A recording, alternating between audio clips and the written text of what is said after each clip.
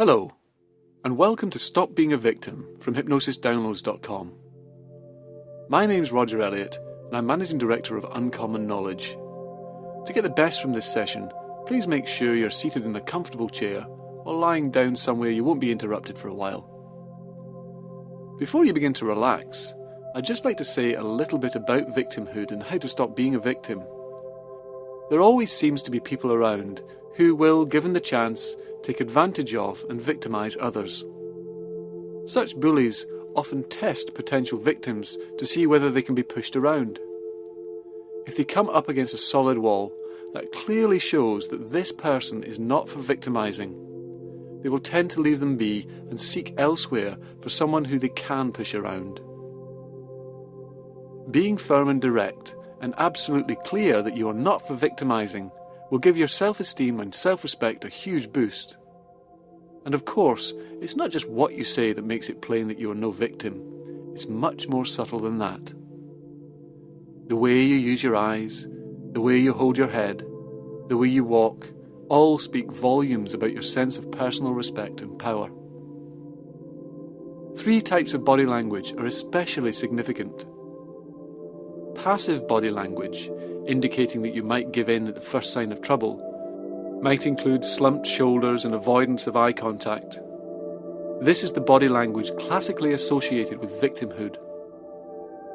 Then there is aggressive body language, clenched fists, glaring eyes and threatening gestures. Then there is assertive body language, standing straight but relaxed, looking people in the eye, keeping the hands open and relaxed. They all indicate that I won't be messed with, but I'm not after trouble.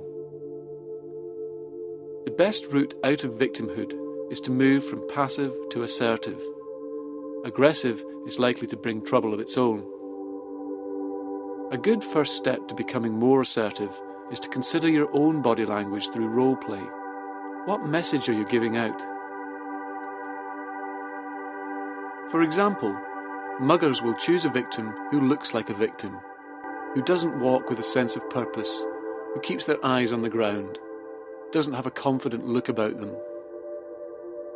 In short, the kind of person who doesn't look as if they would put up much of a fight.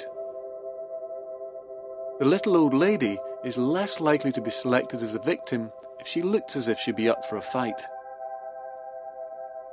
Being singled out as a victim is also determined by the manner in which you generally behave in public.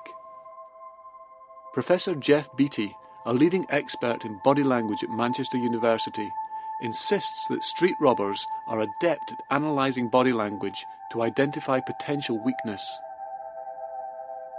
They are looking for people who, in their words, look clueless, who will go along with their demands, he explains. Your body language needs to signal personal power, even if you are not physically strong. So being a victim is as much about your attitude as the attitude of those who victimise you. This does not mean that it's your fault if someone tries to victimise you, but it does mean that you can do something to influence the situation. It's natural to feel nervous when faced with intimidation, and this may make you talk very fast or hurry your movements. Such nervous behaviour conveys a message of weakness, but fortunately you can take control of it simply by slowing down. Talk slowly and move slowly. After all, you're not a moving target. Relax and slow down, even if you feel intimidated. Your attitudes emanate from you and communicate to the subconscious minds of those around you. It's amazing how many bully victims we've helped change their attitudes, and then they've reported that people who used to victimise them no longer do so. They just seem to sense something different, some line that they can't cross anymore. So now, you can just close those eyes and ensure your body's in a comfortable position. And I'd like to invite you to pay attention to these words, here and now, at both a conscious level and an unconscious level. And one of the wonderful things that happens when you go into a deeply relaxed hypnotic trance that gives you space and time to instinctively learn whole new ways of being in the world. And whether you consciously realize it or not, you are profoundly skilled at instinctive learning. As a child, you learnt how to speak, how to listen, how to put one foot in front of the other. You learnt how to play games, how to connect with and understand other people. You learnt to enjoy some things, like going to the sweet shop or playing with toys, and to fear other things, like monsters in the closet. And over time, as you grew up to be an adult, the childhood things you enjoyed and the things you feared got left behind as you evolved. So that all those old toys and monsters seem to be such a long, long time ago. Way, way, way back then. And all these learnings occurred unconsciously. Your conscious mind had nothing whatsoever to do with them. And here and now, your conscious mind is welcome to drift in and out of awareness, paying attention to its own ability to drift and float, while your unconscious mind takes full responsibility for ensuring that you begin to honestly and completely enter a state of deep, deep physical relaxation. The wonderful kind of rest that can come when you sink into a hot bath, or when you get up in the morning after 2 weeks of vacation and you feel so different. Any old tensions melt away into deep comfort and calm. A wonderful kind of rest that can come when you lie beneath the sky,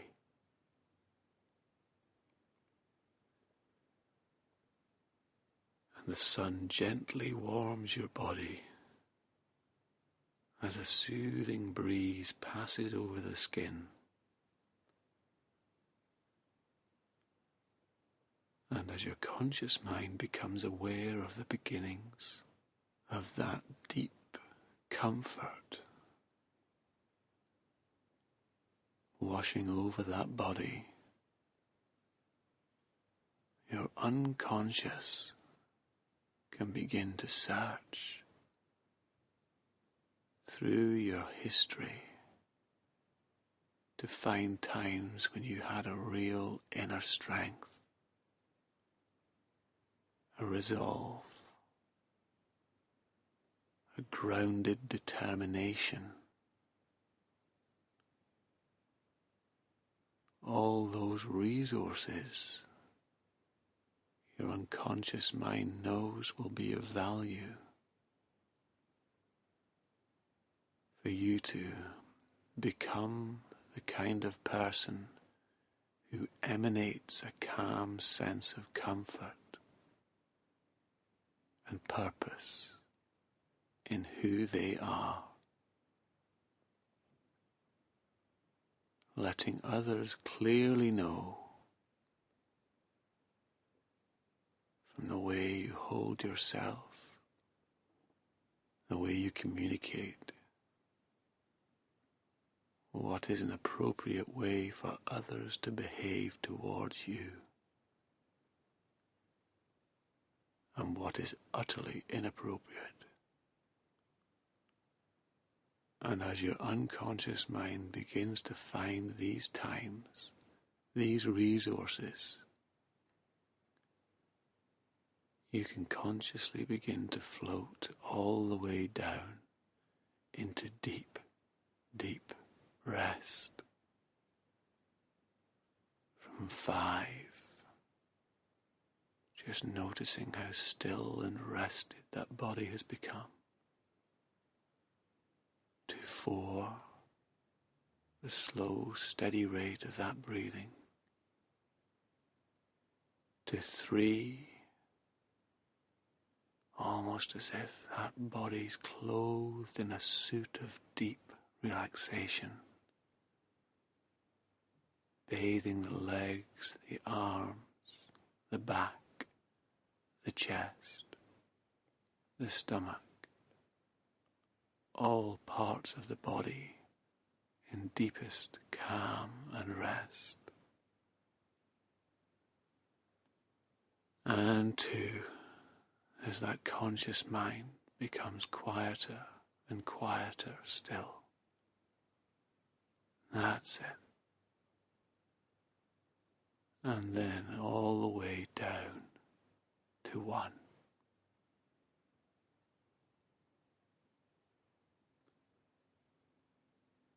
Now I'd like to tell you an interesting story about a tiger cub whose mother died in giving birth to it. And the tiger cub found himself growing up with a flock of sheep. He learned to bleat like a sheep, to nibble grass like a sheep. He even moved and ran in a flock like a sheep. And then one day, the flock was attacked by a tiger. And the tiger was astonished to see a nearly grown tiger cub leaping away like a sheep and bleating desperately. So amazed was he that the tiger ignored the rest of the fleeing sheep and sprang on the cub, grabbing him by the neck. "Oh, please don't kill me," bleated the cub. "Why on earth should I kill you?" roared the tiger. "You're a tiger." "I'm just a poor sheep," bleated the cub, "and you'll kill me and eat me." "Don't be ridiculous," growled the tiger, getting angry now.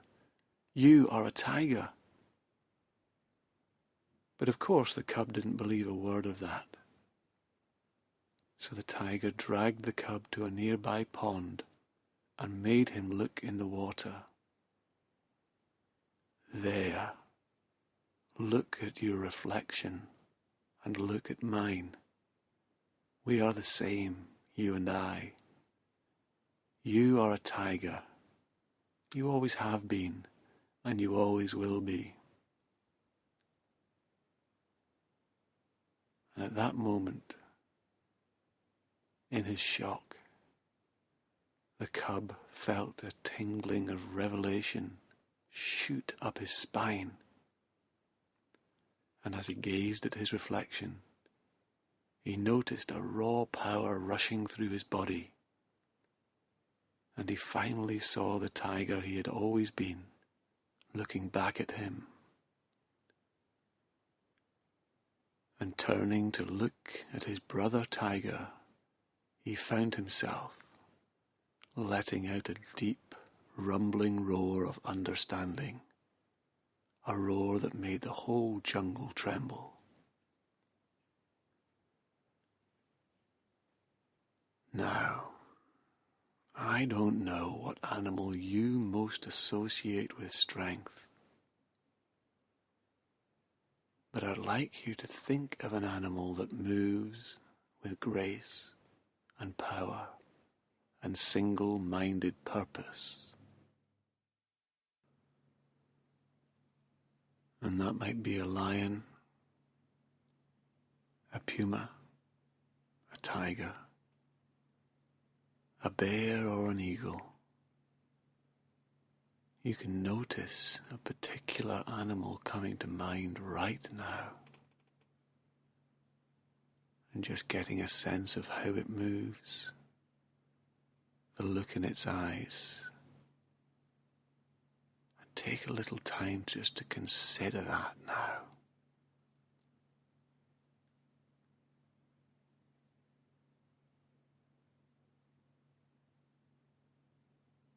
And then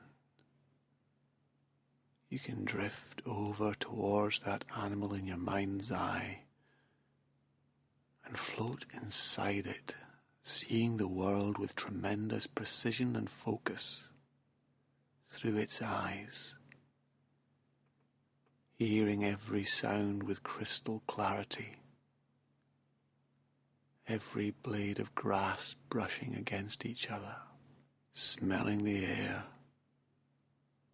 and feeling a deep, rumbling power inside. A power that you can fully absorb here and now as a new way of being. The smooth, graceful way you move, filling you from within with a heightened awareness of what is happening around you and a deep sense of strength. That's it.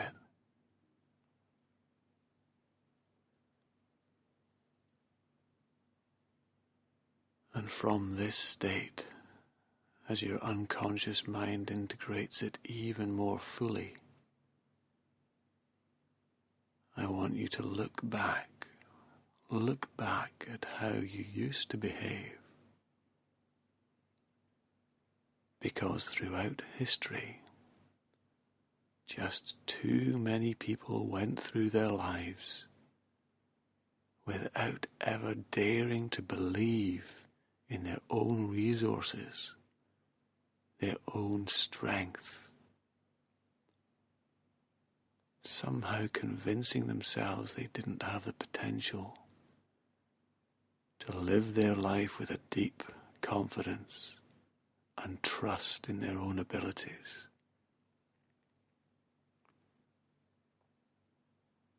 And as you consider a specific time back then, when you behaved in a way that invited others to treat you like a sheep and invited them to push you around, you can imagine what it would be like to watch that time on a little TV set with the sound turned down, just over there, seeing a little image of yourself and any other person on that screen, seeing the expression on your face in that time, your body language, and what that communicated to the other person. Just watching that old experience now from your new position of strength.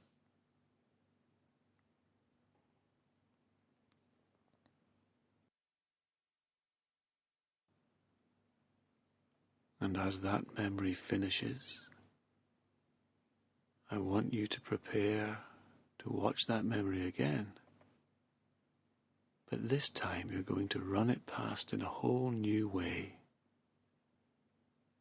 Because as your unconscious gathers all of your personal resources, your strength and power, that tingling up your spine, realizing the raw potential that's always been within you,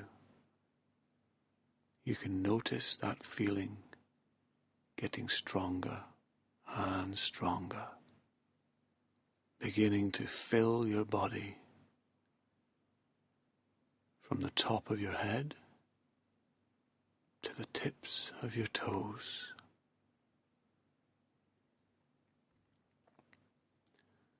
Like you're making the air around you crackle with electricity and power. And as you look at that TV, you can notice the you on the TV screen beginning to feel that same strength as you transmit it through the screen. And as you do so, notice how that image, that TV itself, can grow larger and change, expanding and growing into a vibrantly colourful cinema screen. That's it. And then, as you watch that powerful you deal with that situation in a whole different way, like there's an immovable strength within the you in that screen that lets the other person know you can't be pushed around, you can't be treated like a sheep. You can just notice the difference in your face, in your posture, in the power you radiate at a deeply primal level, and in the way the other person responds to you, totally differently.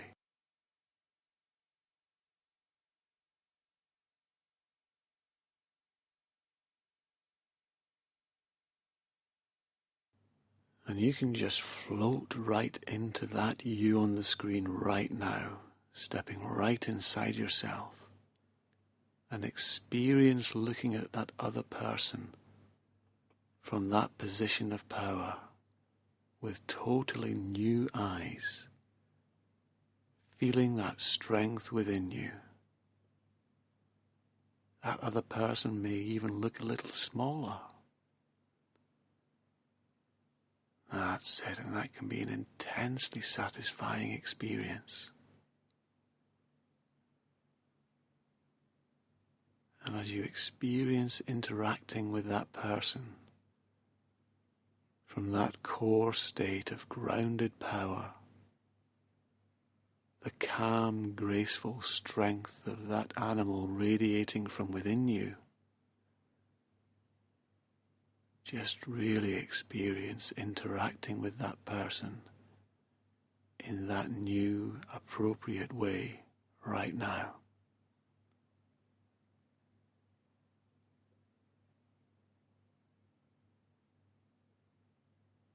And your unconscious mind can make all the necessary adjustments for this to become your way of being for you right now, so that in the days and weeks to come, you can really surprise yourself by how much inner strength and power you feel. That inner comfort that allows you to be warm and decent and respectful to those who treat you well, willing to be intimate and vulnerable with those close to you,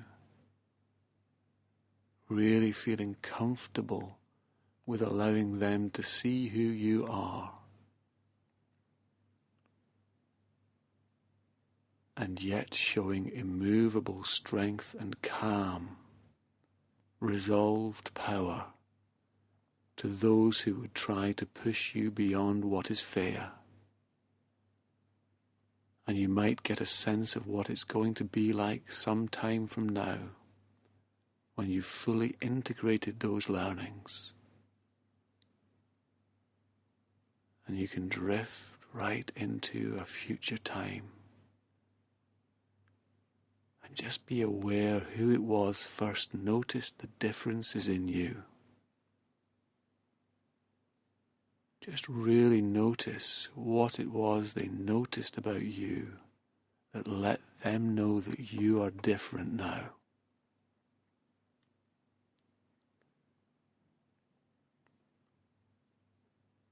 And again, just notice in that future time how it has benefited other areas of your life. What else has it enabled you to do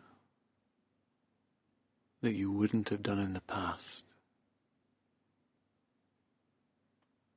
And what does it feel like to have this strength as an integral part of you now?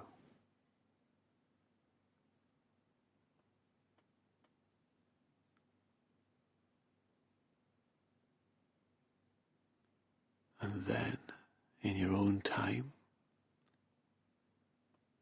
bringing all these learnings with you as a core part of who you really are now, you can begin to reorient to the here and now, and gently, comfortably, and enjoyably become wide awake at the count of 1 and 2. Just noticing the position of your arms and legs. And 3 and 4. And then just opening your eyes on 5. Good. And this is the sort of session you can listen to again and again until you've fully established that sense of strength and inner power that's going to make you feel so much better in the future. Remember also, you can check out other useful and associated sessions from hypnosisdownloads.com, such as Stay Calm with That Person and Achieve Your Potential. My name's Roger Elliott of Uncommon Knowledge. Thank you for listening, and the best of luck to you.